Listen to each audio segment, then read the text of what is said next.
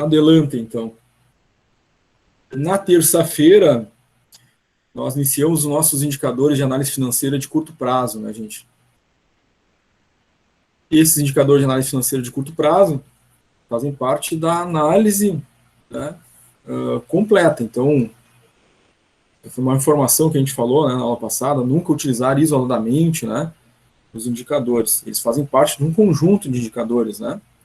Dentro da análise financeira, como a gente lembra lá da primeira aula, né, além dos indicadores de curto prazo, que são os de liquidez, tem os de longo prazo, que são os de solvência, depois tem a análise vertical e a análise horizontal, que é a composição dos indicadores de análise financeira, né? Então a gente viu na terça-feira o primeiro conjunto, né, dentro da análise financeira. Então vamos ver hoje ainda, né, mais um conjunto de cálculos de indicadores, depois na semana que vem mais de análise financeira, para depois entrar nos indicadores de análise econômica. Os indicadores de análise econômica, lembram também lá da primeira aula, aquela divisão, né? Análise econômica, análise financeira. Na análise econômica, a gente tem os indicadores de lucratividade, rentabilidade, taxa de retorno de investimento. Então, durante todo esse processo, né, a gente está vendo esses indicadores com aquele intuito de, ao obter o resultado, fazer a análise da sua significação, para que saiba-se o que fazer, né, a tomagem de decisão, conforme também vimos lá na primeira aula. O administrador financeiro, né, o administrador, de forma geral, ele precisa de informações para poder tomar decisões. E essas informações, né, vêm não só dos números, mas do significado, da interpretação, né, daquilo que significa cada número. E isso a gente já conseguiu compreender lá da aula da terça-feira, né? Cada indicador ali tinha o seu significado, né, e uma interpretação a fazer, tá? Muito bem. Débora conectando, boa noite. Pessoal, no início de cada aula, eu relembro, no mínimo, o nosso calendário. Tratamos longamente, no primeiro dia de aula, o contrato pedagógico, onde a gente falou de tudo sobre a disciplina. Como ela vai funcionar, em que momento acontecem as coisas, como é que é o processo avaliativo, onde é que faz as atividades que valem nota, tanto no Moodle quanto no Classroom. Nós falamos do funcionamento da aula, da primeira parte com conteúdo, intervalo, depois do intervalo chamada ao vivo, depois da chamada exercícios no Classroom, que os exercícios são de aula, fazem parte do processo de ensino-aprendizagem, né? E, enfim, falamos, né, longamente, né, a gente abriu os arquivos, mostrou onde está o guia do aluno, mostramos onde está as atividades avaliativas dentro do Moodle, mostramos onde está o trabalho disciplinar dentro do Classroom, mostramos ali onde vai aparecer a prova final para vocês. Bom, foi um vídeo de 1 hora, né, bem detalhado. Quem não assistiu, recomendo, assista, todas as informações estão lá. E o vídeo foi gravado, assim como todos os demais, aula 1, aula 2, aula 3, estão também gravados e disponíveis para vocês no Classroom, na barra atividades, assim como eu repito em todas as aulas. Mas no início de cada aula, a gente relembra pelo menos o calendário rapidamente, tá? Então, na primeira semana, nós tivemos a aula 1 na terça-feira, 16, e aula 2 na quinta-feira, dia 18. Primeira parte da aula, conteúdo, intervalo, depois do intervalo, chamada, ao vivo, vocês respondem. Depois do intervalo, exercícios no Classroom, a respeito dos conteúdos, né, dessas aulas. Correspondente à semana 1, tem atividade avaliativa 1 para fazer lá no Moodle. Lembram? Lá do vídeo de contrato pedagógico, onde eu abri e mostrei para vocês onde está lá a semana 1, atividade avaliativa, é lá que vocês têm que fazer, tá? O prazo, onde está? O prazo está no guia do aluno. É um arquivo que está lá no Moodle, tem que abrir, anotar os prazos, né? Naqueles prazos que as atividades vão aparecer dentro de cada semana, tá? Então, a avaliativa 1 tem prazo, encerrou o prazo, não consegue abrir mais. Então, atenção aos prazos. Semana passada não, né? Terça-feira passada, dia 23/3, tivemos a aula 3, a gente já teve os primeiros indicadores, né? Primeira parte da aula, conteúdo, intervalo de 15 minutos, na volta do intervalo, chamada, ao vivo, online, vocês respondem. Depois da chamada, nós tivemos exercícios sobre este mesmo conteúdo, né, que a gente viu ao vivo. Exercícios são importantes. Ao fazer os exercícios, vocês estão se preparando, né, estão encontrando as dificuldades de realização dos exercícios. Tendo dúvidas, nós estamos aqui, permanecemos conectados até as 22 horas para tirar as dúvidas e perguntas de vocês Afinal de contas, o horário de aula é para isso, né? Das 19 às 22 horas, para vocês fazerem as atividades, né? Fazerem os exercícios de aula, tendo dúvida, fazer as perguntas. Durante o conteúdo da aula, tem dúvida, fazer pergunta, né? É durante a aula que vocês esclarecem as dúvidas de vocês, tá? Correspondente a essa segunda semana, nós temos ainda a aula de hoje, né? Que é a aula 4. Nós vamos ver hoje os indicadores financeiros de longo prazo, tá? Aqueles ligados à solvência. Depois da primeira parte da aula, intervalo, depois do intervalo chamada ao vivo, online, vocês respondem, depois do intervalo, exercícios no Classroom. Os exercícios, repito, são exercícios de aula, fazem parte da aula, exercício não vale nota, conforme a gente viu lá no contrato pedagógico, eles fazem parte do processo de ensino-aprendizagem, onde vocês aprenderam como fazer o cálculo na parte da aula ao vivo, e depois no Classroom vocês vão exercitar fazendo esses mesmos cálculos, aplicando fórmulas, né, e também a parte do conteúdo teórico nestes exercícios. Vão surgir dúvidas, e a gente está conectado aqui ao vivo para tirar as dúvidas de vocês na segunda parte da aula. A aula vai até às 22 horas, né? Sendo que os exercícios, o último eu posto ali pelas 21h50, né? A gente vai nesse ritmo de exercícios até o final da aula. Correspondente a essa semana 2, tem atividade avaliativa 2 para fazer lá no Moodle, né? Inclusive uma colega estava perguntando, né? Um pouquinho antes aí, né? Ela está lá, está disponível para fazer, né? O prazo dela está descrito no guia do aluno, né? Abril dia 23, né? Foi isso que a gente viu ali, e tem uma data de encerramento. E, né, tem que fazer até aquela data de encerramento, né? Depois que encerrou, depois que fechou aquela data ali, não dá para fazer mais. Recomendo, inclusive, que não deixem para o último dia, né? Vai que no último dia lá da atividade avaliativa dá um problema na internet, né? Acontece alguma coisa, falta luz, né? O pessoal da região ali vai fazer alguma manutenção nos cabos, né? Imagina, né? Deixou para o último dia, acontece uma coisa dessa. Então, façam antes do último dia, de preferência, né? Vale um ponto nenhum. Semana 3, semana que vem, dia 30/3 e 1/4, né? Então, acontecem as aulas da semana 3, aula 5 na terça, aula 6 na quinta, das 19 às 22 horas. Primeira parte, conteúdo, intervalo 15 minutos, depois intervalo chamada, ao vivo, online, vocês respondem, recebem presença quem está ao vivo, online, respondeu a chamada, quem não está presente, obviamente, né, ausência. Semana 3, lá no Moodle, tem atividade avaliativa 3 para fazer, vale um ponto. Tem prazo para fazer, o prazo está no guia do aluno, tem que fazer dentro daquele prazo que está no guia do aluno. Se deixar passar o prazo, não vai abrir mais. Então, de novo, repito, não deixem para o último dia as atividades avaliativas, tá? Façam com antecedência, já se precavendo, né, de qualquer problema, porque depois que fechou não tem mais como abrir, né? 6/4 e 8/4, semana 4, nós temos aula 7 e aula 8. Aula 7 na terça, aula 8 na quinta. Primeira parte da aula, conteúdo. Intervalo de 15 minutos, retorno do intervalo, chamada ao vivo, online, vocês respondem, recebem a presença. Correspondente à semana 4, tem atividade avaliativa 4 para fazer lá no Moodle, né? Dentro da semana 4, fica lá, tá lá. Atividade avaliativa 4 vale um ponto. Prazo está no guia do aluno. Tem que fazer dentro do prazo que está no guia do aluno. Desde o primeiro dia a gente já falou que é o arquivo, né, do primeiro dia, que era o mais importante para vocês anotarem as coisas, né, que era o guia do aluno.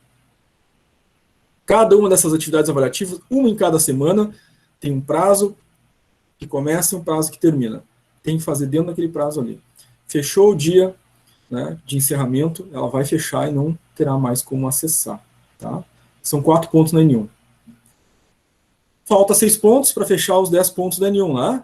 6 pontos do trabalho disciplinar. Está aqui, ó, trabalho disciplinar, na N1, 6 pontos. Onde faz o trabalho disciplinar? No Classroom. Mostramos no vídeo do contrato pedagógico. Quem não lembra, né? Onde é que está o trabalho? Como abrir? Como enviar? Tratamos, abrimos o arquivo, mostramos onde está, falamos a respeito dele, né, de forma geral ali, no dia lá do contrato pedagógico. Assistam lá, gente, tá? É para abrir, fazer ali dentro do Classroom, entregar ali mesmo no Classroom, tá? Vale 6 pontos. Então, são 10 pontos na N1, 4 pontos de atividades avaliativas no Moodle. No Moodle, repito, no Moodle, não é no Classroom, atividades avaliativas no Moodle, 4 pontos, 1 ponto cada uma, 1 em cada semana.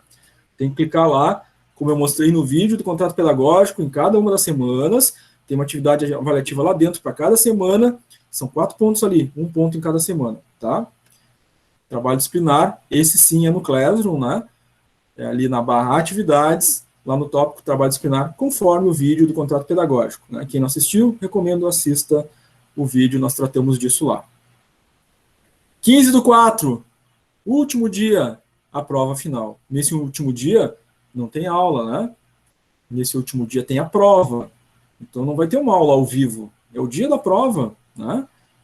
Então, nesse dia, 15/4, vocês vão receber ali, né, no Classroom, as instruções de prova e o código da prova. Aí vão pegar o código, às 19 horas, vão entrar no Moodle. Lá no Moodle, abaixo da semana 1, 2, 3 e 4, está lá. Vai aparecer para vocês, no dia 15/4, a prova final. Todo o conteúdo da disciplina, da aula 1 a 8, clica ali, abre a prova, ela para acessar vai pedir o código que foi informado, acessem então, coloquem o código, entrem na prova, são 10 questões, né? Depois de pronto, né, revisa, claro, né?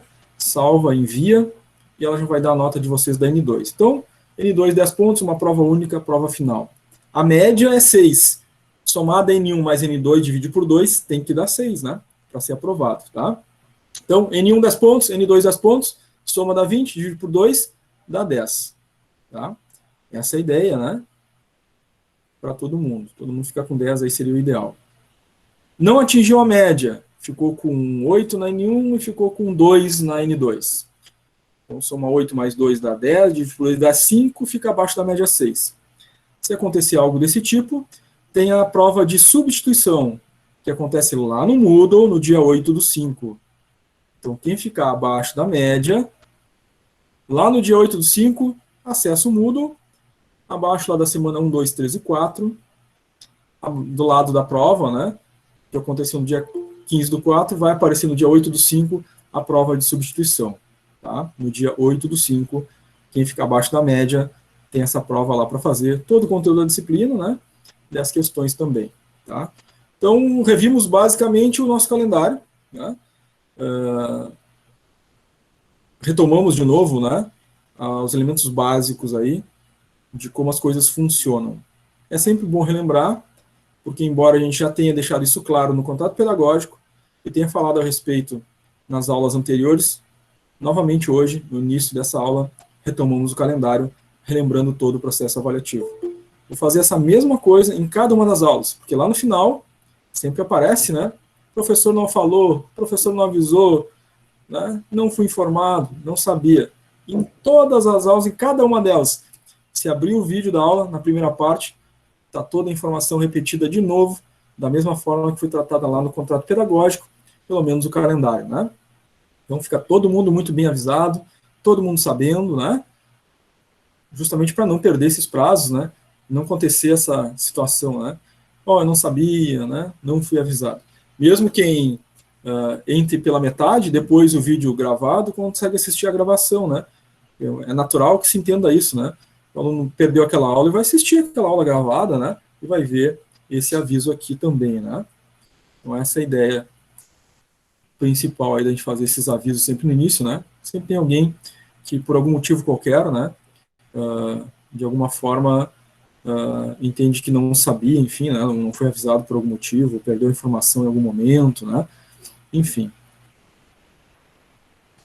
Débora colocou ali que Suelen vai entrar atrasada, está no ônibus, obrigado, Débora, por avisar. Maria Eduarda Silva colocou ali, vai responder chamada hoje pelo chat, porque está sem microfone. Tá, Maria Eduarda, está avisado. Pessoal, alguma dúvida sobre o nosso calendário? Não. Tudo certo? Todo mundo sabe onde fazer as coisas, quais são as datas?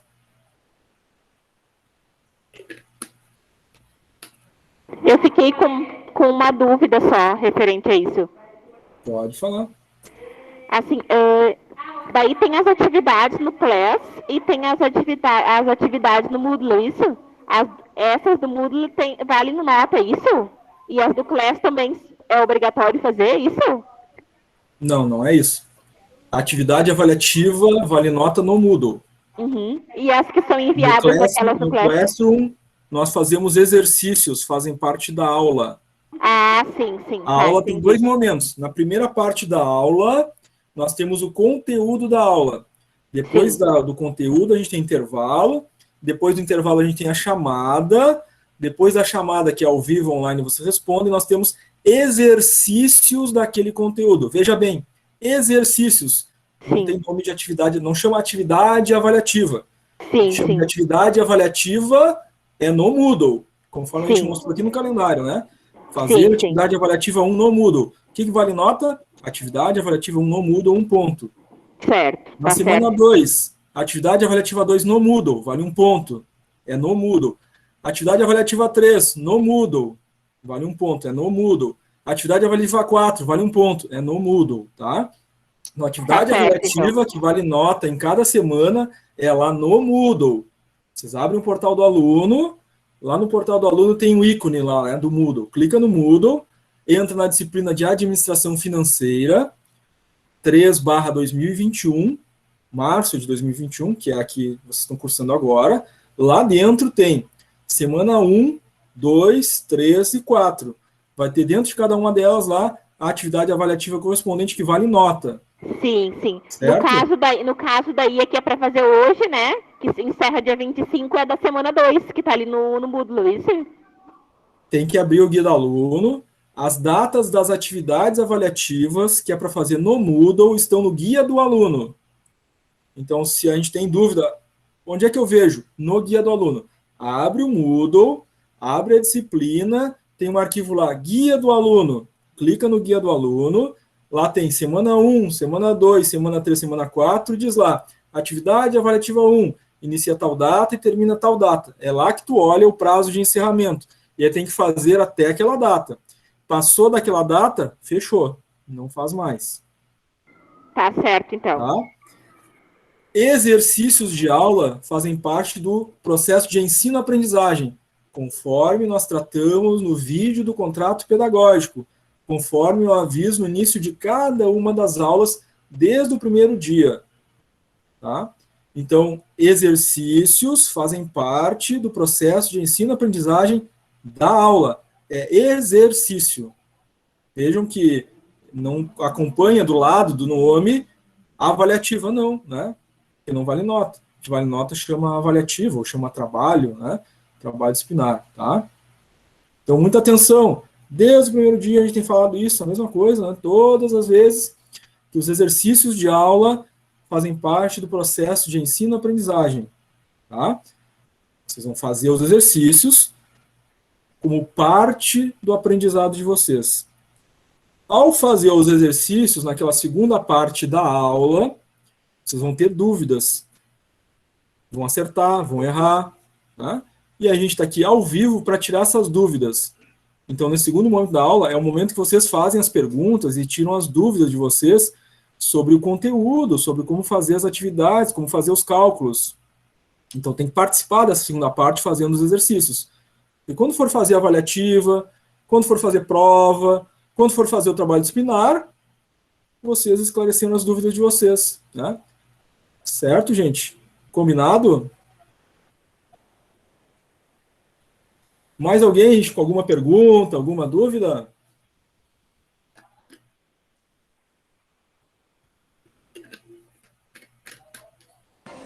Tudo certo, senhor. Certo? Legal. Muito embora a gente já estejamos na aula 4, né? E já vimos esse calendário aí, né? Pela quarta vez hoje.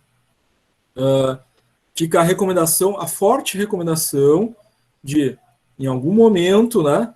Entre hoje e amanhã, né?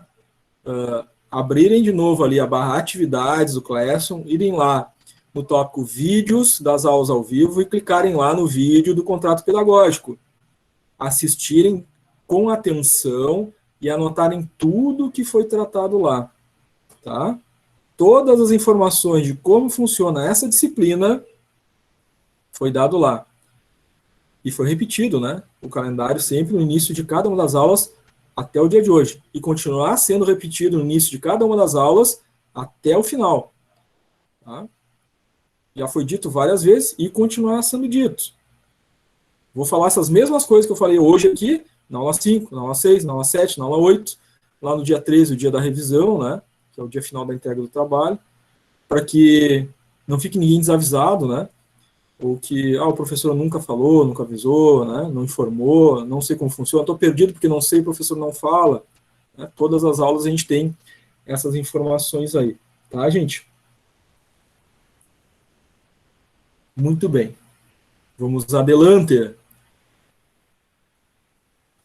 Então, vamos entrar no conteúdo da aula de hoje, gente, e já reforço que esses slides da aula, assim como os slides de todas as outras aulas anteriores e do contato pedagógico, também estão disponíveis para vocês ali no Classroom, na barra atividades, no tópico slides das aulas. Está lá o slide que a gente usou no vídeo do contato pedagógico, está lá o slide do vídeo da aula 1, está lá o slide do vídeo da aula 2, está lá o slide do vídeo da aula 3, e hoje, né, após aqui a aula 4, o slide da aula 4 também estará ali.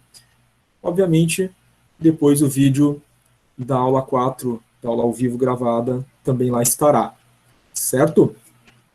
Então, continuamos a análise financeira, agora com a análise financeira de longo prazo, que terça-feira passada a gente teve a aula sobre análise financeira de curto prazo. Vamos relembrar.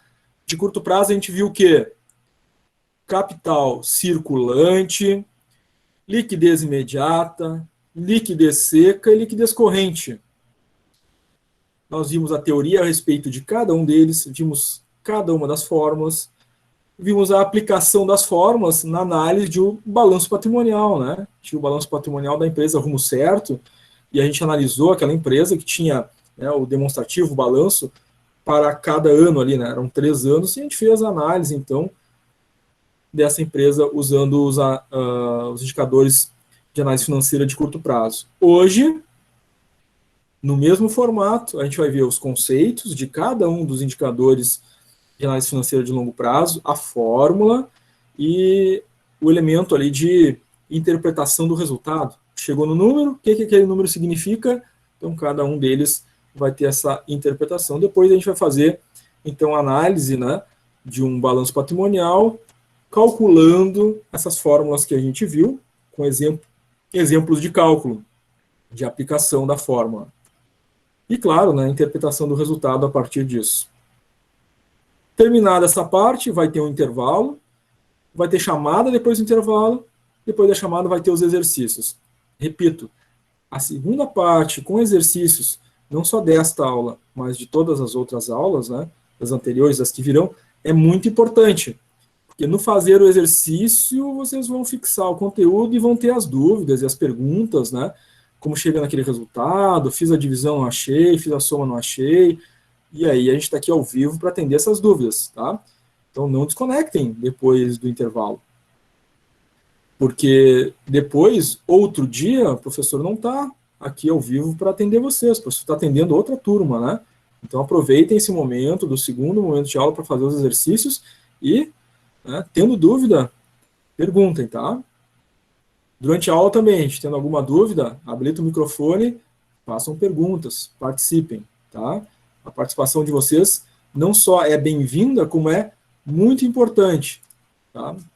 Então, quando a gente falou ali do contato pedagógico, tem várias pessoas que perguntaram, foi de extrema importância, porque a pessoa precisava daquela informação, né? E quando ela pediu aquela informação, outras pessoas que talvez tinham alguma dúvida similar ou próxima, também se esclareceram, tá? Durante a aula, a mesma coisa.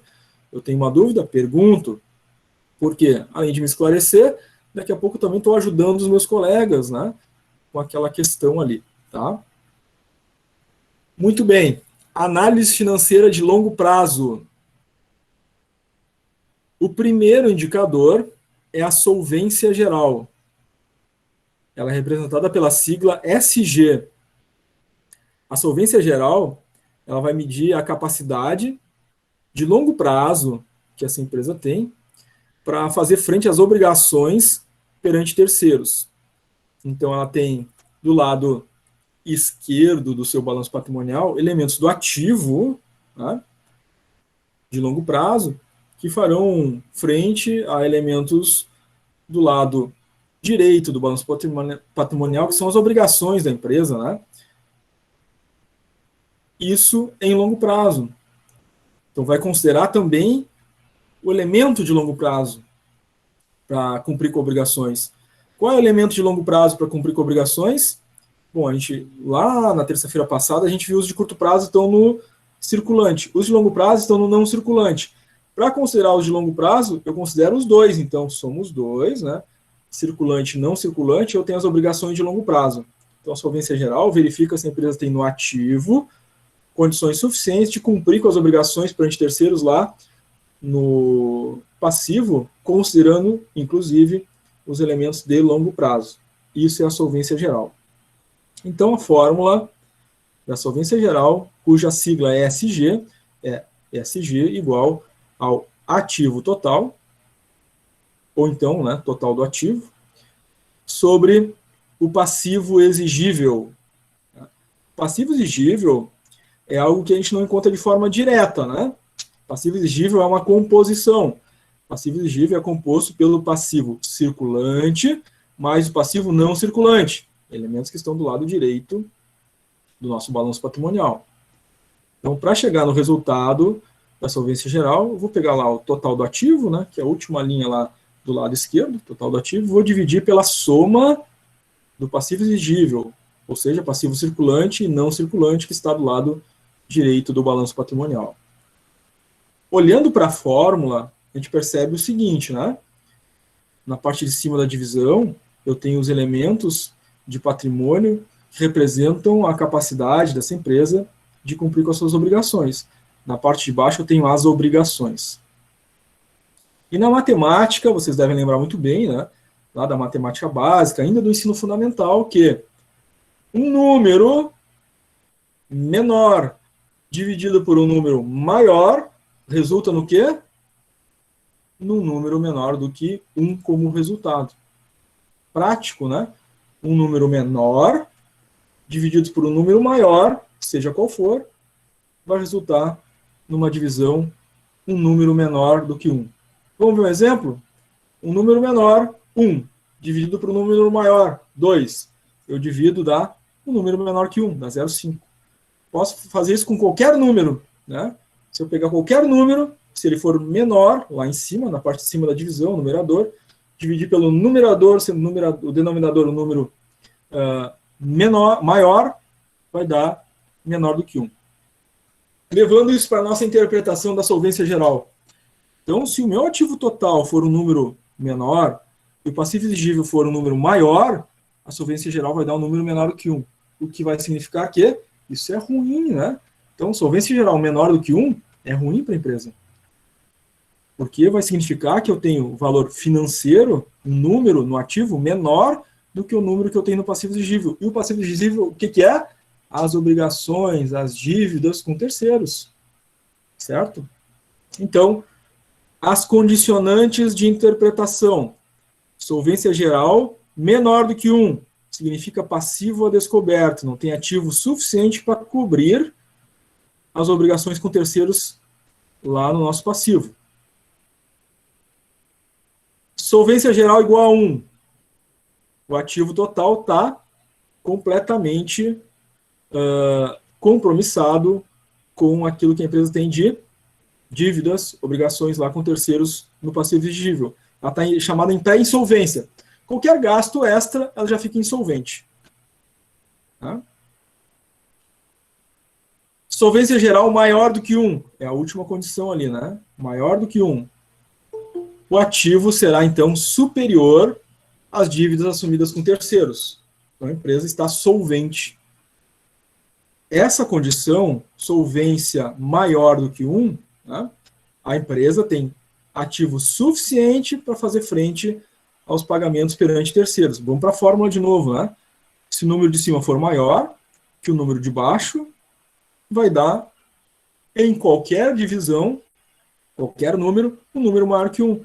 Se eu tiver na parte de cima da divisão número 2, na parte de baixo número 1, 2 por 1 é 2, é um número maior que 1. Qualquer divisão que eu fizer, na parte de cima o número é maior, na parte de baixo o número é menor, vai dar um número maior do que 1. Solvência geral, então, quando a divisão der um número maior que 1, significa que eu tenho no ativo mais capacidade do que as obrigações que eu preciso cumprir perante terceiros. A empresa solvente, ela tem capacidade de pagamento, de cumprir com as obrigações, então, de longo prazo. Pessoal, entenderam o conceito de solvência, a sua fórmula e as interpretações que se faz do resultado? Ficaram com alguma dúvida? Sim. Tem alguma pergunta? Tranquilo. Tranquilo? Legal. Então é óbvio aqui, né, gente, que da divisão vai resultar um número, e esse número a gente tem que chegar a uma dessas três conclusões aqui. Tá? Uma dessas três coisas vai acontecer nessa divisão aí da solvência geral. Ou vai dar um número maior, menor ou igual a 1. A minha conclusão, então, é uma dessas três alternativas. Tá? Então, achei o número, não cheguei ao final da realidade da solvência geral. Achei o número, esse número tem um significado. E é um desses três significados que a gente acabou de ver agora. Tá? A Maria Eduarda também colocou ali no chat entendido. Muito bem. Se ninguém ficou com dúvida da solvência geral, vamos ao próximo indicador de análise financeira de longo prazo, então. O nosso próximo indicador de análise financeira de longo prazo é o grau de endividamento. Ele tem, na verdade, duas siglas, né, possíveis, que é a letra E, de endividamento, ou GE, de grau de endividamento. Aí, entre os autores, enfim, a gente encontra as duas notações, né? Ou letra E ou GE, os dois, quando a gente vê, identificar, é grau de endividamento, tá? Então, o grau de endividamento, ele vai expressar aí o comprometimento da empresa com os capitais de terceiros que estão alocados nela, tá? Representando, então, o nível de dívida dessa empresa. O grau de endividamento, letra E, igual ao passivo exigível dividido pelo total do ativo.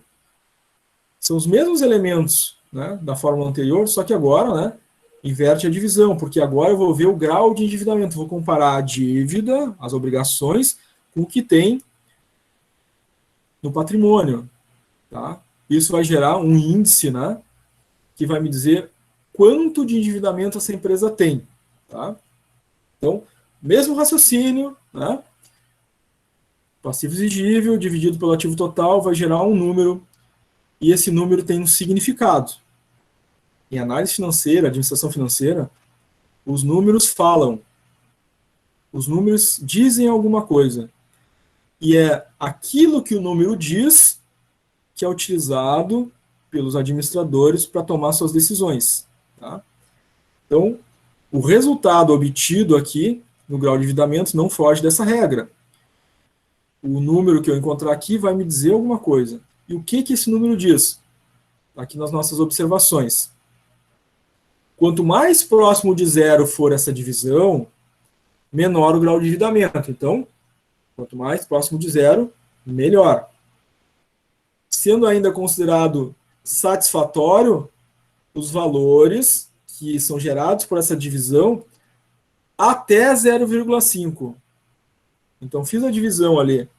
Passivo exigível pelo ativo total deu 0,1. Bom, está dentro, né? Está próximo de 0, abaixo de 0,5, né? Até 0,5. E dividir passivo exigível pelo ativo total. Deu 0,45. Tá bom ainda, né? Está menos próximo do zero, mas ainda está dentro da faixa de até 0,5. Fiz a divisão, achei 0,5. Ainda está dentro da faixa, né? Mais distante do zero, e no limite da faixa do índice satisfatório, que é até 0,5. Deu 0,51, já está fora do índice de satisfação. Ou seja, o endividamento já está maior daquilo que deveria. A empresa já tem que tomar alguma ação, tomar uma decisão, o número fala. Quando eu acho qualquer valor nessa divisão aqui que supere 0,5, o administrador tem que olhar esse número e fazer alguma análise e fazer alguma tomada de decisão para corrigir essa questão do endividamento. Por quê? Né? Então, deu 0,51, né? Tá bom, não mexo. Daqui a pouco tá 0,55, 0,60, 0,75, 0,80, 0,90. Daqui a pouco a empresa tem, né, todo o seu ativo comprometido com as obrigações. A empresa está totalmente endividada. O resultado até 0,5 pode ser transformado para percentual, indicando qual é o percentual de endividamento.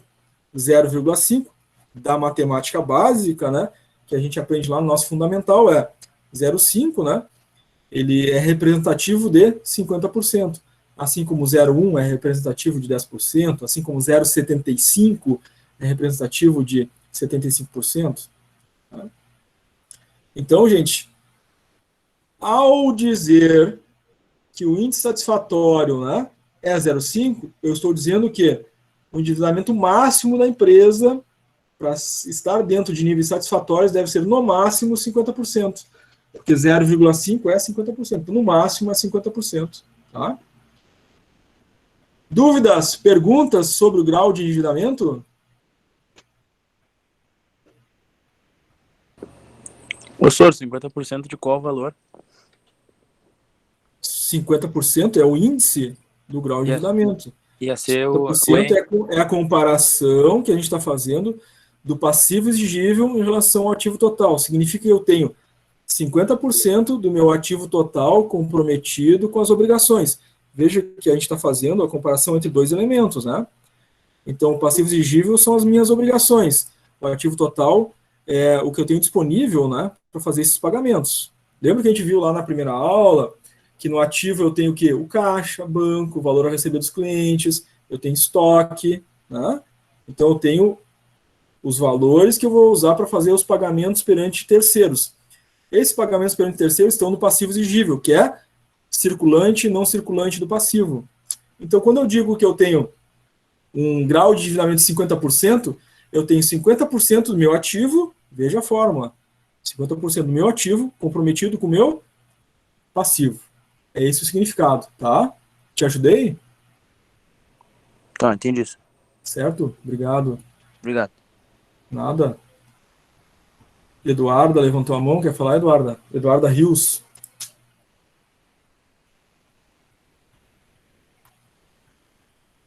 Eduarda levantou a mão ou foi sem querer, Eduarda? Clicou ali no levantar a mão ali. Rafael Barbo também levantou a mão. Foi sem querer, Rafael? Ou tinha alguma Não, coisa? só tô com uma dúvida aqui. Tá, pode falar. Eu queria saber qual era a diferença do 0,5 para o 0,55. Que eu não Como entendi. assim? Eu estou olhando a apostila aqui e as fórmulas aqui tem umas que deram 0,55 e eu não sei como é que se chega ao 0,5, entendeu? Fazendo a divisão. Então, a gente vai ter um número aqui do passivo exigível, a gente vai dividir pelo ativo total e vai dar um número com vírgula. Se der até 0,5, está dentro do grau satisfatório para grau de endividamento, porque é desse que a gente está falando agora, né? Se der 0,55, 0,55, está acima do limite satisfatório. Então, é insatisfatório o endividamento da empresa, tá? Porque 0,55 é um número maior do que 0,5, né? Esse é o significado. É isso. Qualquer número maior do que 0,5 vai ser insatisfatório. 0,51, 0,52, 0,53, 0,54, 0,6, 0,7, 0,75. Ou seja, qualquer número acima de 0,5, obviamente, será considerado insatisfatório em grau de endividamento, que é o limite, né, aqui de satisfação para esse indicador, tá? Te ajudei? Entendi isso. Obrigado. Certo? Valeu. Guilherme, pode falar, Guilherme. Não, demais, senhor. Só para avisar que eu entrei agora porque eu estava na correria aqui no serviço. Tranquilo, Guilherme. Obrigado por avisar. Ah, valeu. Certo. Eduarda Rios também tinha clicado antes ali no levantar a mão. Não sei se foi sem querer ou ela tinha alguma pergunta. Quer fazer alguma pergunta, Eduarda? Professor, eu queria perguntar uma coisa. Qual é o horário do intervalo daí, a volta do intervalo? Intervalo depois do conteúdo. Conforme a gente falou antes, na primeira parte da aula a gente tem o conteúdo. Depois que a gente viu o conteúdo, a gente tem um intervalo de 15 minutos. Depois do intervalo a gente tem a chamada, que é ao vivo e online, vocês respondem. Depois da chamada tem os exercícios e a gente vai até as 22 horas fazendo os exercícios. Tá na primeira certo. parte da aula a gente tem o conteúdo. Depois do conteúdo, o intervalo. Certo, obrigada. Tá? Alguma pergunta sobre o grau de endividamento, gente? Alguma dúvida?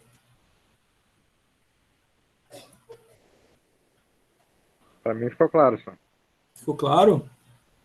Para mim também. Para mim também. Ok, obrigado. Então, gente, não deixam de fazer, né, as perguntas de vocês, caso necessitem, tá? Próximo indicador, então, gente, análise financeira de longo prazo. Então, a gente já viu, né, 2 indicadores, são 5, né? Depois a gente vai ver ainda os exemplos de cálculo, né? Vimos a solvência geral, vimos o grau de endividamento, agora é o grau de garantia de capital de terceiros, representado pela sigla GT. Então, GT é grau de garantia de capital de terceiros, tá? O que mede, né, esse indicador? Então, vai medir o nível de comprometimento do capital próprio da empresa, capital dos sócios, no seu patrimônio líquido, né, em relação àquilo que ela tem de obrigações com terceiros. E é isso que realmente, né, se verifica na fórmula. GT igual passivo exigível, ou seja, as minhas obrigações lá, né, passivo circulante mais não circulante, comparativamente, ou seja, dividido pelo que se tem no patrimônio líquido, o patrimônio que os sócios colocaram na empresa. É ali dentro do patrimônio líquido que está o capital social, né, investido pelos sócios. Então, o grau de garantia de capital de terceiros, né, verifica, né, o quão, né, é viável essa empresa frente àquilo que os sócios tiveram de investimento. Porque se a gente obter aqui deste número, né, a realidade de que aquilo que os sócios colocaram não é suficiente para fazer frente às obrigações, a empresa vai precisar do quê? De capital de terceiros. Ela vai precisar de financiamentos, né? Ela vai precisar obter esse recurso de outro lugar. Então, isso está sendo comparado aqui no grau de garantia de capital de terceiro. Eu tenho as minhas obrigações, pagar fornecedores, salários, impostos no meu passivo exigível, né? E eu estou avaliando isso em relação ao patrimônio próprio, né? O capital dos sócios. É suficiente ou não é suficiente? Se não for suficiente, precisa de capital de terceiros. Se for suficiente, ok. O dinheiro investido pelos sócios, né, é suficiente para fazer frente às obrigações com terceiros. É isso que está, né, resultante dessa fórmula. É o comparativo mesmo, né, das obrigações no passivo exigível por aquilo que se tem no patrimônio líquido. Tá? Passivo exigível, não esqueçam, é a soma do passivo circulante mais o passivo não circulante. E abaixo, né, do passivo circulante não circulante, do lado direito do balanço patrimonial, quem que a gente tem ali? O patrimônio líquido, que é o patrimônio dos sócios. O resultado dessa divisão, igualmente, será um número ou maior, ou menor, ou igual a 1. Nesse caso, nós temos, então, 3 possíveis conclusões. O que esse número vai dizer? O número vai falar, né? Então, grau de garantia de capital de terceiros maior do que 1. Vai indicar que o ativo da empresa é constituído em maior volume por recurso de terceiro. É preocupante para os credores. Tá? A empresa não tem capital próprio suficiente para fazer frente às suas obrigações com terceiros. Então, para quem é credor, esses terceiros, né, fornecedores e outros, ficam preocupados. A empresa não tem capital próprio suficiente para me pagar. Então, grau de garantia de capital terceiro maior do que 1 tem esse significado. Tá? Grau de garantia de capital terceiro maior do que 1. Por quê? Quando é que vai dar, nessa divisão aqui, um número maior do que 1? Quando o passivo exigível for maior, ou seja, as obrigações forem maiores do que o que tem lá no patrimônio líquido, capital próprio. Número maior em cima do passivo exigível, por exemplo, 2. Embaixo no patrimônio líquido, por exemplo, 1. 2 por 1 dá um número maior que 1. Então, qualquer número maior dividido por um menor sempre vai dar mais do que 1. Essa condição, então, na divisão, é preocupante. É essa a conclusão que se chega neste indicador. Calculei o grau de garantia de capital de terceiro e o número for maior que 1. Conclui-se que é uma condição preocupante para os seus credores, porque a empresa não tem capital próprio suficiente para fazer frente às suas obrigações. Se ao fazer a divisão, nós encontrarmos o GT igual a 1, então, significa que o capital da empresa, né, é constituído metade por capital próprio e ela precisa de a outra metade de capital de terceiros, 50%. Se o grau de garantia de capital de terceiros der um número menor do que 1, então vai indicar maior segurança aos credores, né? Aqueles que para os quais a empresa deve, né, as suas obrigações, seus pagamentos, tá? Significando que a empresa tem recursos próprios, né, no seu capital social, né, seu capital próprio, para fazer frente a esses endividamentos, né? Por quê? Se o passivo exigível for menor e o patrimônio líquido for maior, essa divisão vai dar sempre um número menor do que 1. Então, se eu pegar aqui, né, passivo exigível, por exemplo, número 1, no patrimônio líquido número 2, essa divisão dá 0,5. É um número menor que 1? É. Então, essa condição, GT menor que 1, é maior segurança para os credores, a empresa tem recurso próprio. Vejam, né? Passivo é obrigação. Se for menor e o patrimônio for maior, ótimo para a empresa, um bom indicador para a empresa. Tá? Esse raciocínio sempre deve ser feito, essa análise, né, dessa divisão que gera um número maior, menor ou igual a 1, para poder fazer essa interpretação. Tá, gente? Alguma dúvida aqui no grau de garantia de capital de terceiro? Não. Não. Ok. Não. Certo. Muito bem, gente. Se vocês não têm nenhuma dúvida, nenhuma pergunta sobre o grau de garantia de capital de terceiros neste momento, né, vamos adiante. Tenho certeza que depois, né, na hora de fazer os exercícios aí, podem vir a surgir dúvidas e perguntas, né. Então, reforço, naquele segundo momento da aula, pós-intervalo, pós-chamada, a gente faz exercícios no Classroom. Ao fazer os exercícios, teve dúvida? Pergunte aqui que a gente está ao vivo para atender. Grau de liquidez geral é o nosso quarto indicador, portanto, representado pela sigla LG, liquidez geral. O que indica esse nosso indicador de longo prazo, aí, né, liquidez geral? Bom, um pouco diferente, né, daqueles indicadores de curto prazo que a gente viu na terça-feira. Lembram que lá nos indicadores de curto prazo a gente tinha aqueles tipos de liquidez realmente de curto prazo, liquidez instantânea, liquidez seca, liquidez corrente. Eles consideravam apenas, né, aquilo que tinha no circulante do ativo, né, realmente de rápida liquidez, né, caixa, banco, aplicações de liquidez imediata, né, valores a receber líquido dos clientes, o estoque, coisas que rapidamente a empresa teria capital, né, para fazer seus pagamentos. Mas a liquidez geral, como um indicador de longo prazo, ela vai além, ela vai até os realizáveis de longo prazo. Então, ela considera todo esse conjunto, por isso, a liquidez geral é um indicador de longo prazo. Ela considera, então, além dos elementos de curto prazo no ativo, os elementos também de longo prazo para cumprir suas obrigações perante terceiros. Essa liquidez geral, esse é o seu conceito. A fórmula liquidez geral igual a ativo circulante, ou seja, vou olhar o lado do ativo, né, lado esquerdo, e vou olhar a conta ativo circulante, vou pegar aquele número ali e vou somar com ativo realizável em longo prazo. Ou seja, está lá do lado do ativo, vou pegar a conta realizável em longo prazo. A conta realizável em longo prazo está dentro do ativo não circulante. Então, tem que somar esses dois valores.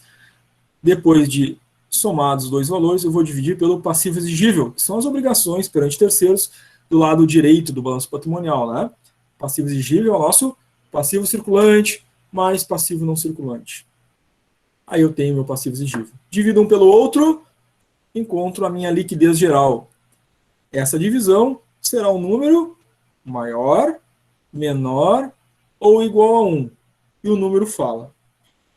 Então, a depender do resultado obtido, né, tem um significado. E esse significado, como a gente já tem falado, né, nas outras vezes, é utilizado pelos administradores para tomar suas decisões, né, perante o resultado alcançado. Então, se nessa divisão nós encontrarmos LG menor que 1, ou seja, fiz a divisão, e esse indicador, liquidez geral, deu um número menor do que 1. 0,1, 0,2, 0,3, 0,4, 0,5, 0,6, 0,7, 0,8, 0,9. É uma situação preocupante, porque a empresa, em longo prazo, não tem recursos suficientes para honrar seus compromissos perante terceiros. Vejam a fórmula, né? Então, eu tenho aqui os meus ativos até longo prazo, né? Para fazer frente às obrigações perante terceiros, que está aqui embaixo na divisão, que é o passivo exigível. Se der um número menor que 1, eu não tenho, em longo prazo, capacidade de honrar com esses compromissos, né? Porque, para dar menor que 1, o número de cima da divisão tem que ser menor, e o número de baixo tem que ser maior. O número de baixo é obrigação, o número de cima é ativo. Então, se a divisão é menor que 1, problema para essa empresa, né? Significa que ela tem, então, dificuldades para honrar os seus compromissos. Se essa divisão der um número igual a 1, então a empresa possui recursos suficientes no longo prazo, dentro do seu ativo, para cumprir com os compromissos perante terceiros, mas recursos são suficientes só para isso, né? Só para cumprir com as suas obrigações. Não tem outras possibilidades de investimento, né? Igual a 1. Se a divisão resultar num número maior do que 1, vai indicar que a empresa possui recursos mais do que suficientes para cumprir com as obrigações em longo prazo perante terceiros. Para dar um número maior do que 1, né? Isso é positivo para a empresa, o seu ativo circulante mais o realizável em longo prazo, ou seja, aquilo que ela tem até longo prazo, é maior do que aquilo que ela tem de dívidas, né? Lá nas obrigações com terceiros, no seu passivo circulante e passivo não circulante. Então, dá um número maior do que 1, é positivo na liquidez geral, né? Ela tem mais ativo lá de longo prazo para cumprir com as obrigações perante terceiros. Então, essas são as 3 condições que podem acontecer, né? Pode ser na divisão 1, LG maior, menor ou igual a 1, a gente chega a uma dessas conclusões, então, tá? O quinto e último indicador da análise financeira de longo prazo da nossa aula 4 é o grau de imobilização do capital próprio, representado pela sigla ICP. Então, ICP, grau de imobilização de capital próprio. Tá? Vai indicar aí quanto de recurso próprio, né, a empresa deve ou precisou destinar para sustentar o seu ativo permanente. Então, o ativo permanente, ele não é uma conta que a gente acha diretamente no balanço, né? O ativo permanente, ele fica lá do lado do ativo, né? A gente tem lá ativo circulante, ativo não circulante. Dentro do não circulante, a gente tem aqueles ativos chamados de permanente. É o prédio, né? Ou seja, imobilizado, né? Os investimentos, o intangível, a marca, né? Patentes da empresa. Somo os 3, investimento, imobilizado e intangível, eu tenho o meu ativo permanente. Vou olhar o balanço e no balanço só tem investimento imobilizado. Não tem o intangível. Então, o ativo permanente vai ser a soma dos 2, investimento e imobilizado. Eu olho para o meu balanço e lá no ativo permanente só tem o imobilizado, não tem investimento, não tem intangível. Então, meu ativo permanente é só aquele imobilizado ali. Então, ou eu somo os 3, ou uso um deles que tiver, ou somo 2 deles que tiver no balanço. Depende de cada balanço, tá? Então, se tiver os 3, somos 3. Se tiver 1, considera 1. Se tiver 2, considera 2 deles. Não é a única forma de chegar ao ativo permanente, né? Então, como vocês estão vendo aqui na tela, né? O ativo permanente, ele pode ser encontrado também pelo ativo não circulante, menos o ativo realizável em longo prazo, tá? O mais usual, né? É investimento, mais mobilizado, mais intangível para achar o ativo permanente. Mas, se não tiver direto assim, né, no balanço, pode fazer ativo não circulante menos realizável em longo prazo, vai achar o ativo permanente da mesma forma. Então, a fórmula é ICP igual ao ativo permanente, investimento, mais mobilizado, mais intangível, dividido pelo patrimônio líquido, é o capital próprio, né? Então, o que busca identificar, né, esse grau de imobilização do capital próprio? Quanto do meu capital próprio que está no patrimônio líquido, né, é necessário para sustentar, né, ou foi utilizado para, ou foi direcionado para investimento imobilizado intangível. A depender do número alcançado, né, vai ser um número maior, menor ou igual a 1, existem algumas conclusões a serem feitas. No primeiro caso, se o ICP, grau de imobilização do capital próprio, for menor do que 1, vai indicar que os recursos próprios que estão lá no patrimônio líquido, né, capital dos sócios, foi plenamente suficiente para financiar aquilo que tem lá no ativo permanente. Então, para financiar os investimentos, imobilizado e intangível da empresa, tem suficiente lá no capital próprio, no patrimônio líquido. Deu um número menor do que 1. Se nessa divisão nós encontrarmos um número igual a 1, vai indicar que os recursos próprios, né, os recursos dos sócios lá no patrimônio líquido, são suficientes apenas para financiar os bens e investimentos da empresa, né, o ativo permanente. Não tem capacidade para alocar recursos em outras áreas, né? Ele é plenamente suficiente para o ativo permanente. Se a divisão for um número maior do que 1, vai indicar, então, que há necessidade de capital de terceiro para financiar o seu ativo permanente, seus investimentos, imobilizado intangível. Ou seja, se a divisão é maior que 1, não tem capital lá próprio suficiente no patrimônio líquido para fazer frente àquilo que precisa ser investido na empresa, né, em termos de imobilizado, intangível e investimentos. Certo? Dúvidas, perguntas sobre o ICP, grau de imobilização do capital próprio?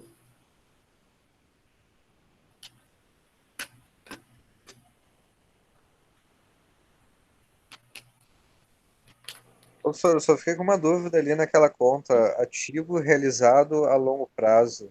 Isso seria, tipo, qualquer venda que a empresa fez a longo prazo? Essa é uma conta que nós temos ali no nosso balanço patrimonial do lado direito do ativo. É um ativo não circulante, tá? Então tá ali, né, algum financiamento que a empresa vai receber dos seus clientes em longo prazo, alguma venda de longo prazo que ela vai receber e está no não circulante. Tá?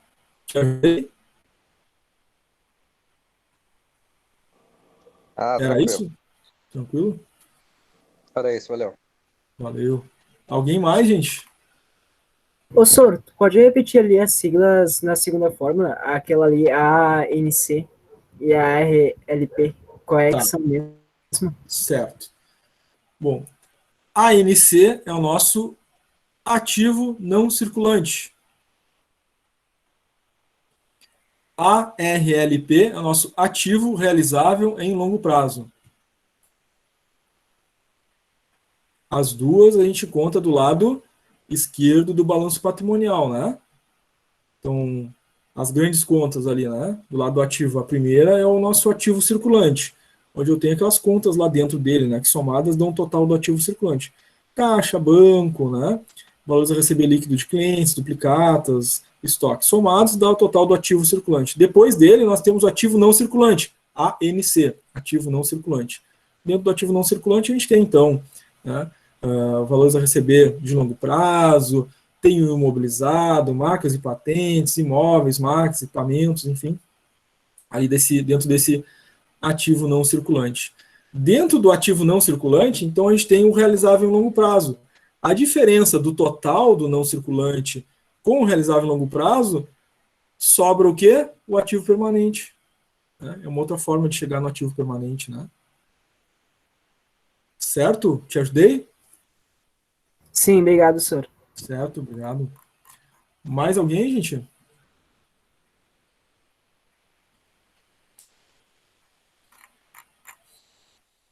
Os demais estão tranquilos? Nenhuma dúvida por enquanto? Para mim, tudo tranquilo, senhor. Certo. Muito bem. Então, nós vimos aí as 5 fórmulas, e agora nós vamos ver a aplicação das fórmulas. Então, nós vimos solvência geral, grau de endividamento, garantia de capital de terceiros, grau de imobilização do capital próprio, liquidez geral. Agora nós vamos ver exemplo de aplicação, né, através da análise de um balanço patrimonial. Então, nós vamos usar o balanço patrimonial da empresa Supermercado Quase de Graça Limitada para fazer esses 5 indicadores e verificar através desses 5 indicadores de longo prazo, né, qual é a situação dessa empresa no longo prazo. Claro, repito aqui, né, a mesma coisa que a gente falou lá na terça-feira, quando a gente fez os indicadores de curto prazo. Então, não usar isoladamente só os de curto prazo, tem que usar os outros indicadores. Então, sempre uma composição, tá? Então, se a gente estivesse fazendo, né, uma análise da empresa, eu faria os de curto prazo, os de longo prazo, depois, né, análise vertical, análise horizontal, na análise financeira, que são temas que a gente vai ver nas próximas aulas, ainda tem a análise econômica, né? Então, um conjunto todo que vai me dizer, né, a realidade, o cenário geral da empresa. Então, aqui a gente está vendo agora, isoladamente, né, nessa aula, os de longo prazo, né, de análise financeira, tá? Então, Supermercado Quase de Graça, nós temos ali um balanço patrimonial de 3 períodos, né? Eu tenho o balanço aqui, o ativo do ano 1, do ano 2 e do ano 3. Depois, no balanço, eu tenho o passivo, né, do ano 1, ano 2 e ano 3.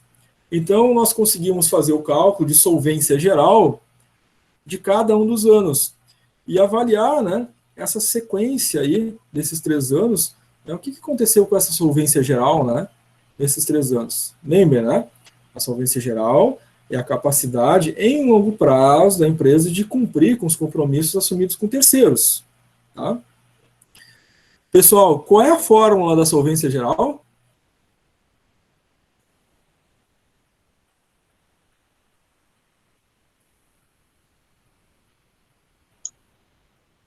É ativo total e o passivo exigível? Dividido? Isso. Ativo total dividido pelo passivo exigível.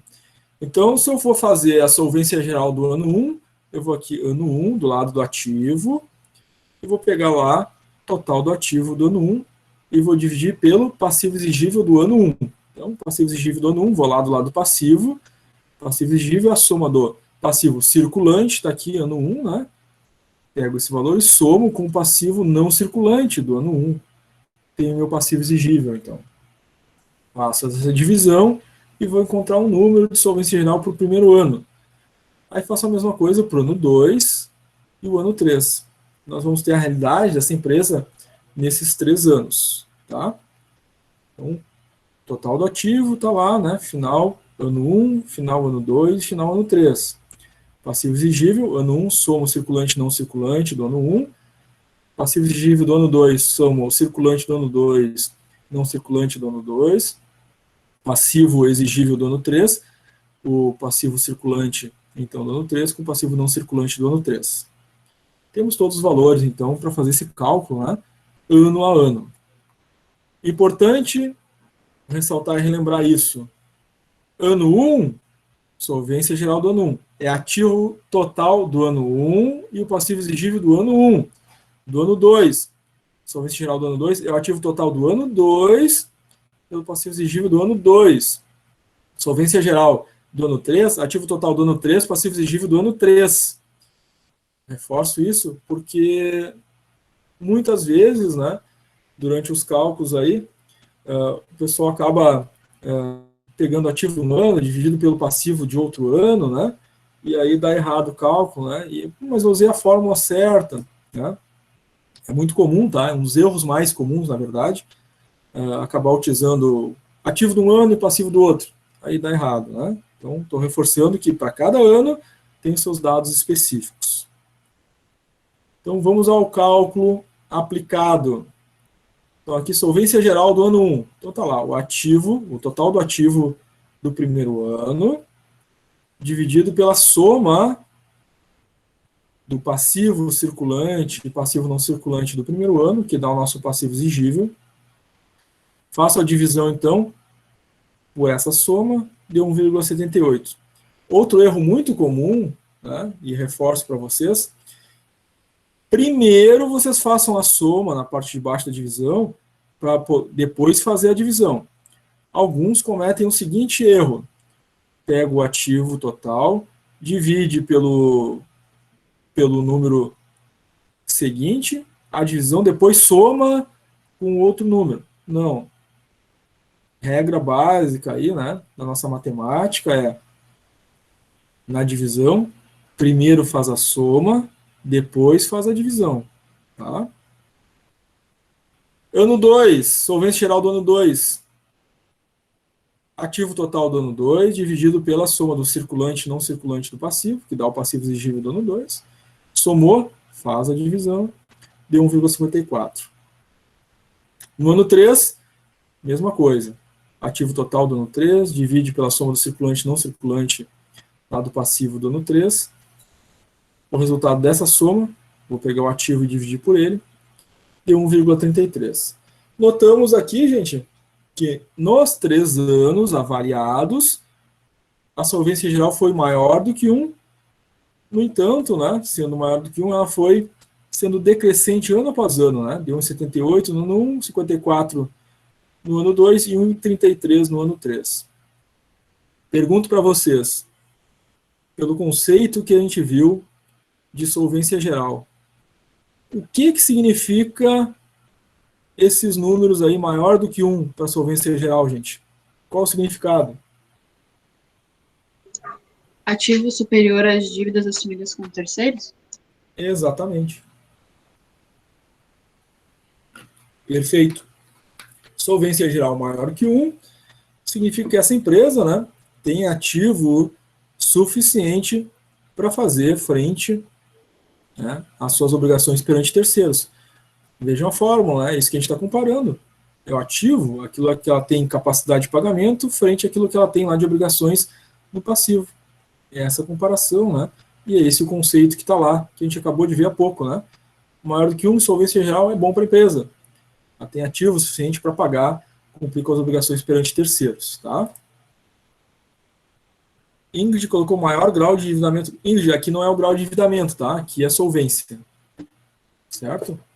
Grau de endividamento é outra fórmula, tá, Ingrid? Então, gente, cada fórmula é um indicador e cada indicador tem um conceito e cada um deles, né, tem lá as suas condições sobre o significado do resultado, maior, menor, igual a 1. Então, solvência geral, né, tem esse significado sobre o compromisso, né, com terceiros, a capacidade de pagamento perante terceiros. Grau de endividamento é outro indicador, é outra fórmula e tem outras condições. Tá? Agora sim, grau de endividamento. Então, continuamos a análise do balanço patrimonial da empresa do supermercado quase de graça. Já vimos ali o cálculo, né, da solvência geral, deu um número maior que 1, significando que ela tem potencial ativo suficiente para fazer os seus pagamentos perante terceiros, mas vamos ver agora os outros indicadores. Em termos de grau de endividamento, vamos ver como é que essa empresa está, né, nesses 3 anos em análise. Pessoal, qual é a fórmula do grau de endividamento? O passivo exigível dividido pelo ativo total. Isso. Passivo exigível dividido pelo ativo total. Que nos vai indicar, né, se essa empresa está no nível satisfatório de endividamento. Quais são os níveis satisfatórios?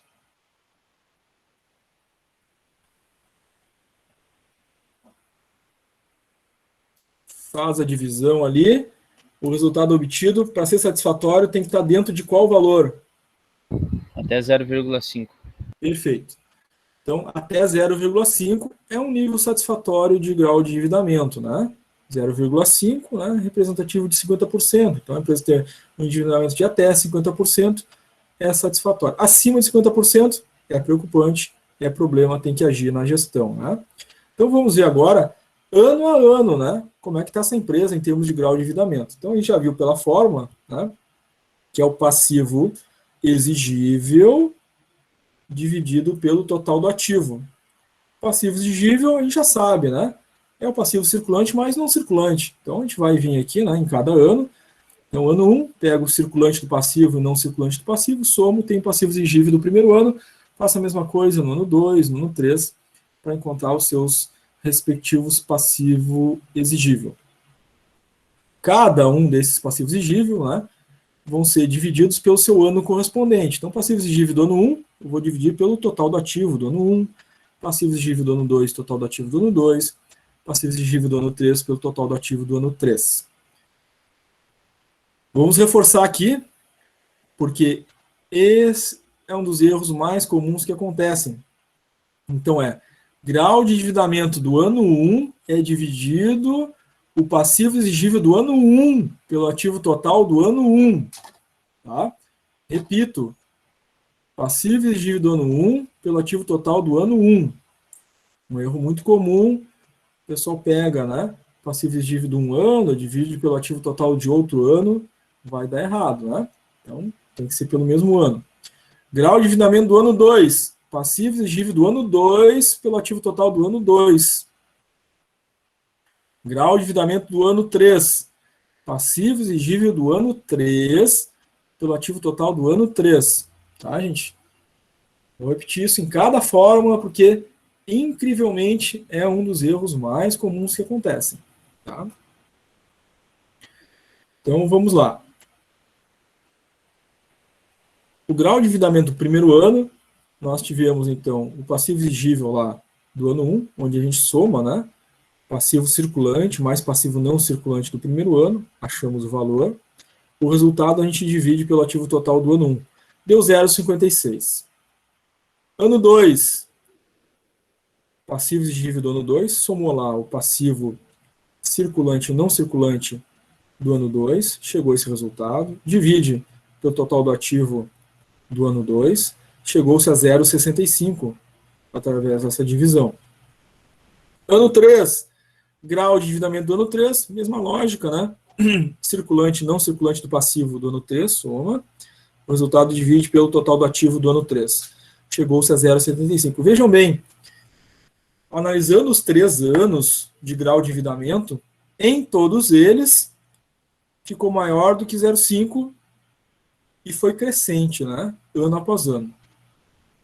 Significando o que em relação ao grau de endividamento, gente? O que significa esse valor acima de 0,5 em cada ano? Significa que a empresa está ficando com mais dívidas. Perfeito. O endividamento da empresa está acima daquilo que seria o ideal, né? Então, como o colega colocou, está mais endividada, né? Tem mais obrigações perante terceiros, né? Está adquirindo mais dívida. Ano após ano isso está acontecendo, né? Porque já no primeiro ano já ficou acima de 0,5, deu 0,56. Já está acima do que seria satisfatório, né? Satisfatório seria 0,5, 0,56 já está acima. Mas, além disso, no ano seguinte, aumentou o endividamento. E para o ano 3 aumentou mais ainda. Então, essa empresa está tendo sérias dificuldades de endividamento. Esse endividamento está sendo crescente ano após ano. E em todos os anos analisados, a empresa está fora de níveis satisfatórios. A gestão financeira tem que agir com rapidez, né? Nesses níveis, rapidamente a empresa vai chegar a 100% de endividamento, né?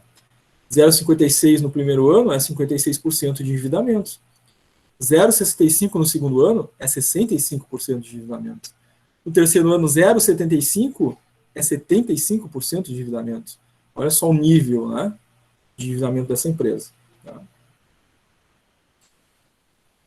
Vamos agora, gente, ao grau de garantia de capital de terceiros. Grau de garantia de capital de terceiros. Qual é a fórmula, pessoal?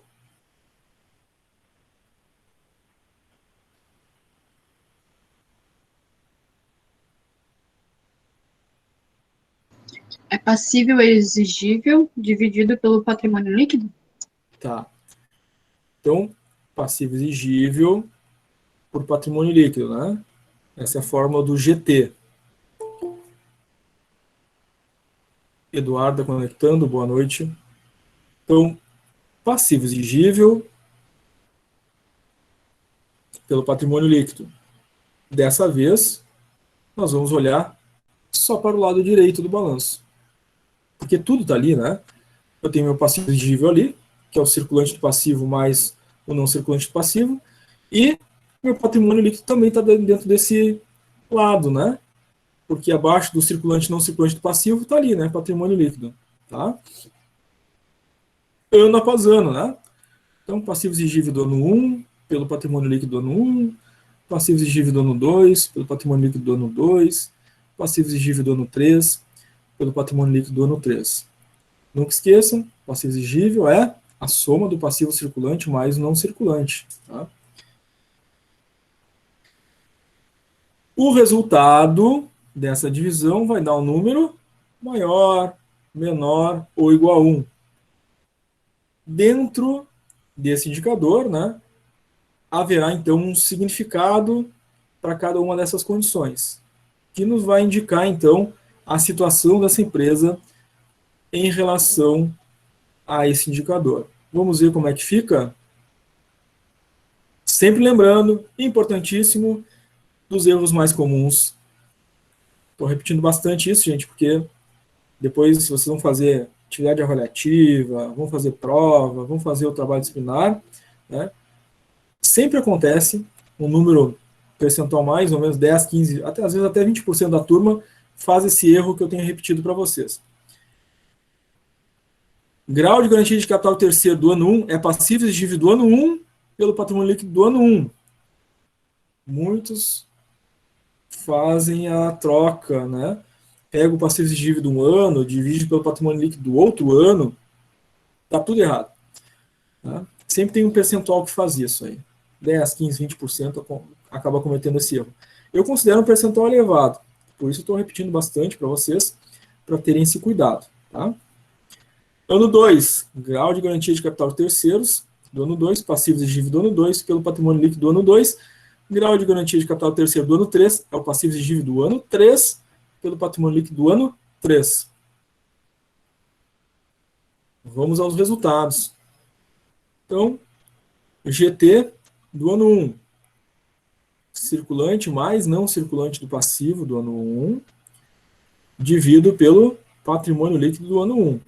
Lembrando que o patrimônio líquido, né, fica ali do lado direito do balanço, abaixo do circulante não circulante do passivo, está lá o número do patrimônio líquido do ano 1.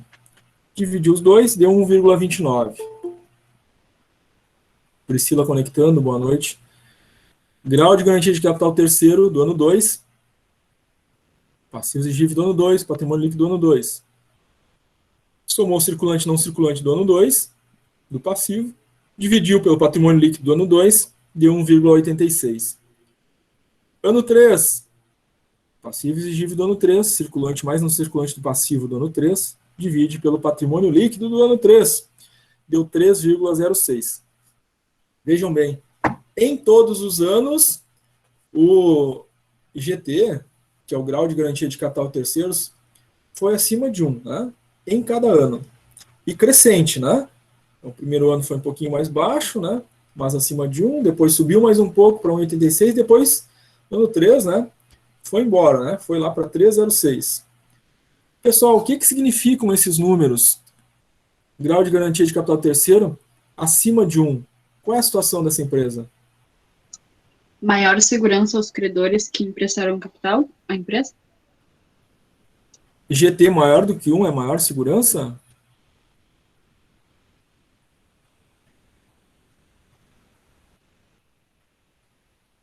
Será? Eu acho que não é isso.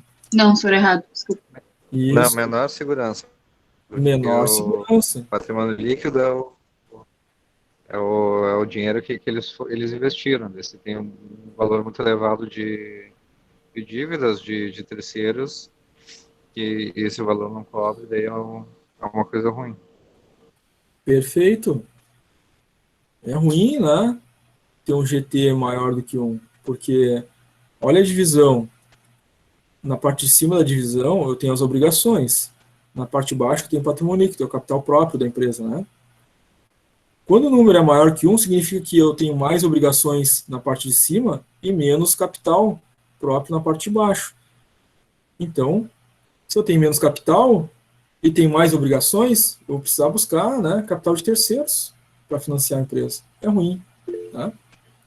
Então, GT maior do que 1, né, é um problema para a empresa e é um problema grave aqui porque ela está sendo crescente ano após ano. Tá? Euler levantou a mão, quer fazer uma pergunta, Euler? Ô, senhor, então o grau de endividamento é meio que ligado com o GT, senhor? Tem tudo a ver. Tá? É, porque lá tá ruim, aqui também tá ruim, né? Perfeito. Bom raciocínio aí do Euler, né? A empresa está endividada, quando a gente vai calcular o grau de garantia de capital terceiro, né? A gente vê essa relação, né? Que ela não tem capital próprio para fazer seus pagamentos. Então ela tem que se endividar, ou seja, buscar capital de terceiros para fazer esses pagamentos. Resulta lá no grau de garantia também problemático, né? Então, em geral, quando um está ruim, o outro vai estar também, né? Às vezes em medidas diferentes, né? Para cada empresa, para cada situação, né? Mas eles têm uma relação direta. Perfeito aí o raciocínio do Euler. Muito bem. Mais alguém, gente? Alguma pergunta, alguma dúvida, alguma observação?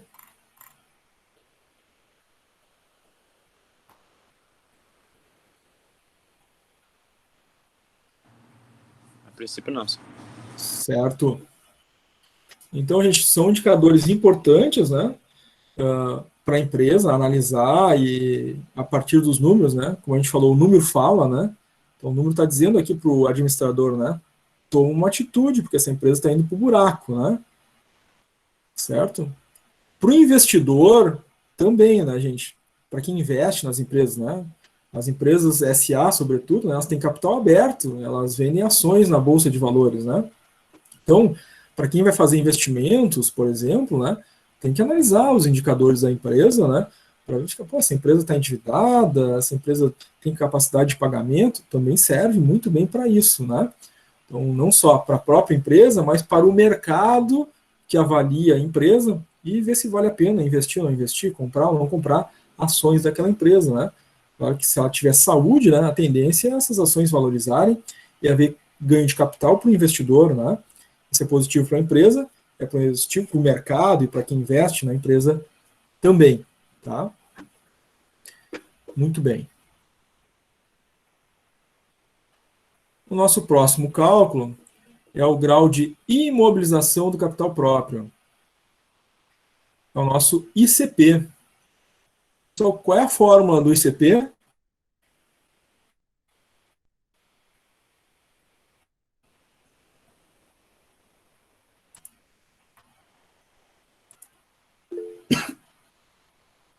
Lucas levantou a mão. É o ativo permanente dividido pelo patrimônio líquido. Isso? Perfeito, Lucas. Ativo permanente dividido pelo patrimônio líquido. Onde é que está o ativo permanente? Olhando aqui o nosso balanço patrimonial. Lado direito do balanço. Ativo. Lembram que a gente viu ali que o ativo permanente é uma composição? Ele não está direto no balanço. Então, se eu olhar aqui do lado do ativo e procurar por ativo permanente, não vou achar essa conta. Então, eu tenho que considerar quais são os elementos que compõem o ativo permanente. Ativo permanente é uma composição. Investimento, mais imobilizado, mais o intangível. Depende de cada empresa. Pode ser que alguma empresa, no seu balanço, tenha só os investimentos, ou tenha só o imobilizado, ou tenha dois desses três. Tenha, por exemplo, o imobilizado e intangível. No caso desse balanço aqui, da Supermercado Quase de Graça, em ativo permanente, essa empresa tem, dos três, tem dois. Tem investimentos e imobilizados. Então, para achar o ativo permanente aqui, eu somo, né? Investimento mais imobilizado. Do ano 1, investimento 18.704, mais imobilizado 104.277, somando os dois, vou achar o ativo permanente do primeiro ano. Faço a mesma coisa para achar o ativo permanente do ano 2, a mesma coisa para achar o ativo permanente do ano 3. não é a única fórmula para achar o ativo permanente, né? Já viu que para achar o ativo permanente, também é possível fazer o ativo não circulante menos o realizável a longo prazo para achar o ativo permanente. Vai dar o mesmo valor, é uma outra forma de fazer. Então, se eu quisesse, ativo não circulante, está aqui, né? Ativo não circulante, ano 1, 126.789. Menos o realizável a longo prazo, está aqui, realizável a longo prazo, 3.808. Um menos o outro vai dar o mesmo valor de ativo permanente. Porque a diferença dos dois, o que, que é? É o resultado, né, do que falta. Investimento imobilizado, chegando no mesmo valor, da mesma forma. Tá? O que facilita é, se eu pego um balanço, né, que não está discriminado ali, investimento imobilizado, por exemplo, só tem o não circulante realizável a longo prazo, fazendo um menos o outro, eu também chego no ativo permanente, né? Então, também consigo fazer o mesmo cálculo, tá? Então, ativo permanente do ano 1 dividido pelo patrimônio líquido do ano 1.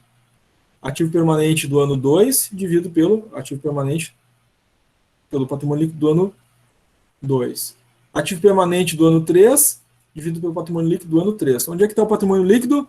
Do lado direito do balanço, abaixo ali do passivo circulante, passivo não circulante, está lá, patrimônio líquido, né? Ano 1, ano 2 e ano 3. Tá? Então, reforçando aquele detalhe, né? Ano 1, ele tem lá o seu ativo permanente do ano 1, e ano 1 também tem o seu patrimônio líquido do ano 1.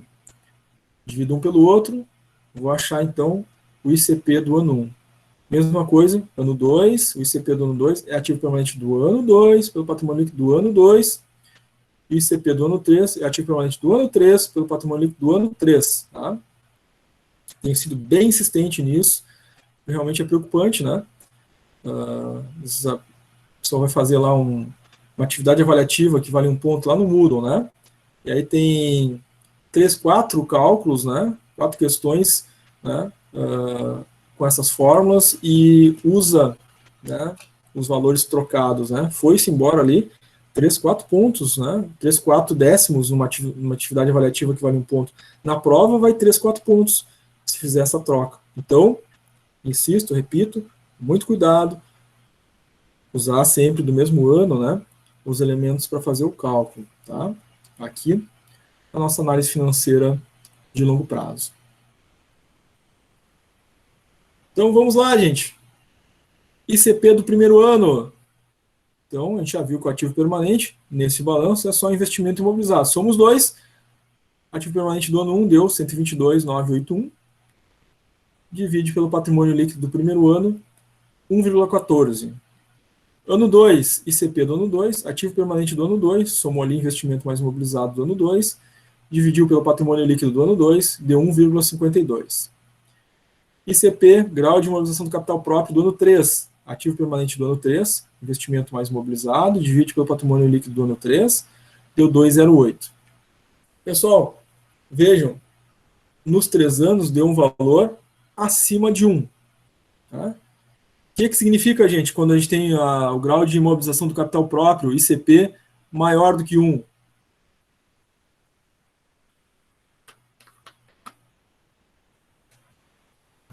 Que os recursos foram plenamente suficientes? Recursos foram plenamente suficientes? É isso que diz lá no grau de imobilização do capital próprio? Indicará que houve necessidades de capitais de terceiros para financiar os bens e investimentos. Isso, exatamente, né? Então, quando é maior do que 1, lá no ICP, né, significa que aquilo que a empresa tem no seu ativo permanente, né, investimento imobilizado, né, intangível, é superior ao capital próprio que ela tem. Então, ela vai ter que buscar capital de terceiros, porque o capital próprio não é o suficiente para sustentar, investir aquilo que ela precisa no seu ativo permanente. Tá? Então, é isso que a colega trouxe aí. Não tem, né? Quando o ICP é maior que 1, ela não tem capital próprio suficiente. Ela precisa de capital de terceiros, né, para financiar o seu ativo permanente. Tá? E vejamos, né? No ano 1 ficou um pouquinho acima de 1. Já é ruim. Mas nos anos seguintes, né, foi subindo, né? No ano 2 foi para 1,52, no ano 3 foi para, dobrou, né, o grau de imobilização de capital próprio, né? Ela precisou mais do que o dobro, né, de valor para com terceiros, né, para poder financiar o seu ativo permanente, seus investimentos, imobilizado, sua marcas e patentes, seu intangível. Tá? Então é isso que significa este resultado. Dos 5 indicadores, essa empresa teve o primeiro, né, positivo, né, que era a solvência geral. Os outros 4 ela tem problemas e problemas sérios. Né? Então a gestão financeira dessa empresa tem que agir rapidamente. Né? Se essa for nesse ritmo, ano após ano, né, vai chegar no endividamento 100%, né, ela vai chegar, né, em condições precárias, podendo chegar à falência. Né? Então tem que fazer alguma coisa. O ano 1, né, desses 4 indicadores que ficaram fora, né, já indicaria que a empresa deveria ter se mexido para os anos seguintes, porque o que parece aqui, né, analisando essa empresa, é que ela não se mexeu, ela não fez o suficiente para corrigir os problemas, porque repetiu e aumentou no ano 2, repetiu e aumentou o problema no ano 3 para esses indicadores de longo prazo. Então a empresa está, né, sem gestão, aparentemente, né, ou a gestão não está enxergando a solução do problema. A empresa está indo para o buraco, né? Pessoal, dúvidas e perguntas?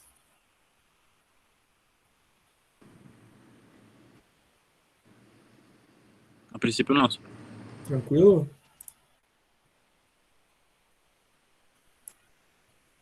Muito bem, gente. Faltou a liquidez geral, né, na verdade. Faltou a liquidez geral, né? Então vamos ver a liquidez geral antes do nosso intervalo. Quem é que lembra aí da fórmula da liquidez geral?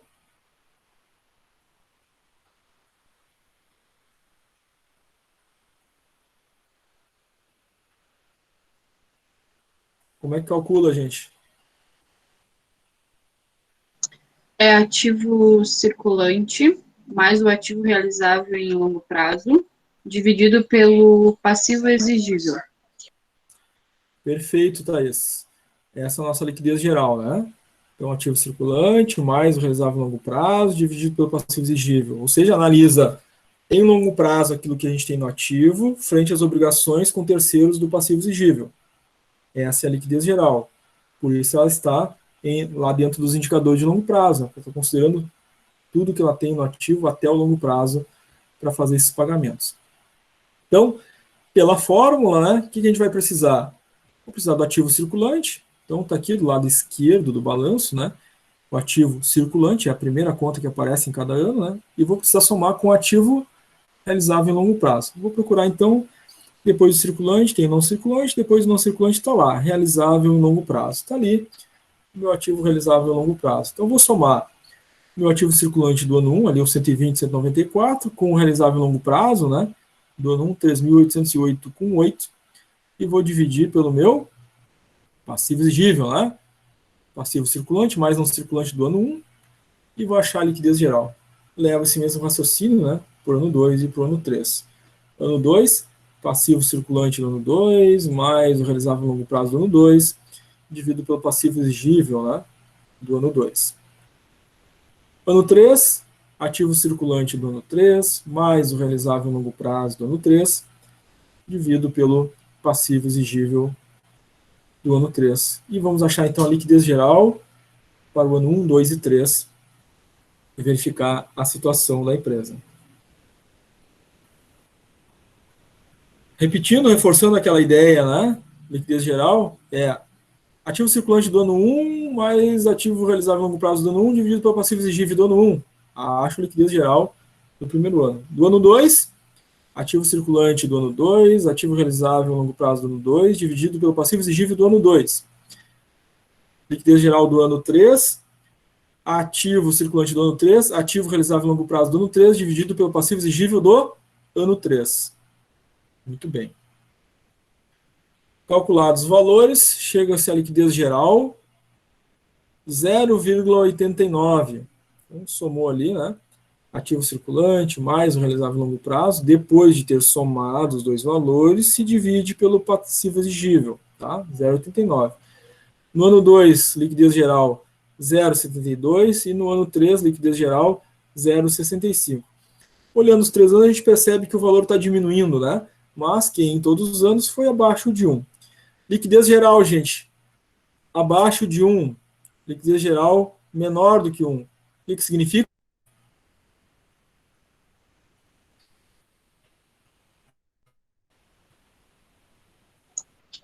Situação preocupante, pois a empresa em longo prazo não possui recursos suficientes para honrar seus compromissos perante terceiros. Perfeito. É isso aí. Então, a liquidez geral é o último indicador e a empresa, né, realmente não está indo bem, porque considerando mesmo lá os elementos do ativo de longo prazo, ainda assim ela não tem capacidade de pagamento frente às obrigações com terceiros, porque foi menor do que 1 todos os anos, né? Inclusive, né, foi diminuindo essa capacidade ano a ano, né? No primeiro ano já estava abaixo de 1 e foi diminuindo cada vez mais, né? No ano 2 e no ano 3, tá? Agora sim, gente, se não tiverem dúvidas, perguntas, vamos para o intervalo. Alguma dúvida, alguma pergunta? Tudo certo, senhor? Tudo certo?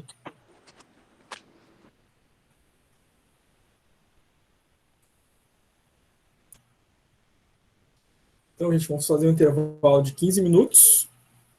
Agora são 20h45, voltamos às 21h. O retorno às 21 horas. Chamada é ao vivo, né? Eu abro a chamada, chamo o nome, vocês respondem a presença. Depois da chamada, exercícios no Classroom. A gente fica fazendo os exercícios no Classroom, né? Até às 22 horas, sendo que às 21h50 é postado o último exercício, né? Então fica os últimos 10 minutos aí para quem está terminando, né? Para quem está tendo dúvidas ali naquele finalzinho, tá? Esse segundo momento da aula é o mais importante entre os dois, né? Tem que ter participado do primeiro, é claro, para poder fazer o segundo, mas o segundo é o mais importante por quê? Aí vem as dificuldades de fazer os cálculos, as dúvidas, né? Fazendo os exercícios. Ao fazer os exercícios, vocês também vão estar se preparando da forma melhor e mais adequada para fazer as atividades avaliativas que valem nota lá no Moodle, né? Para poder depois fazer o trabalho e também fazer a prova final. Então, né, não desconectem, né? Não vão embora, né, depois da chamada. Fiquem para fazer os exercícios no Classroom, tá? Ninguém sai da conexão, né? Eu só fecho o microfone e a câmera. E às 21 horas eu abro novamente para a nossa chamada. Tá, gente? Intervalinho, então, aí para dar uma respirada, né? Comer alguma coisa, fazer algum lanche. Voltamos às 21. Até daqui a pouco, gente.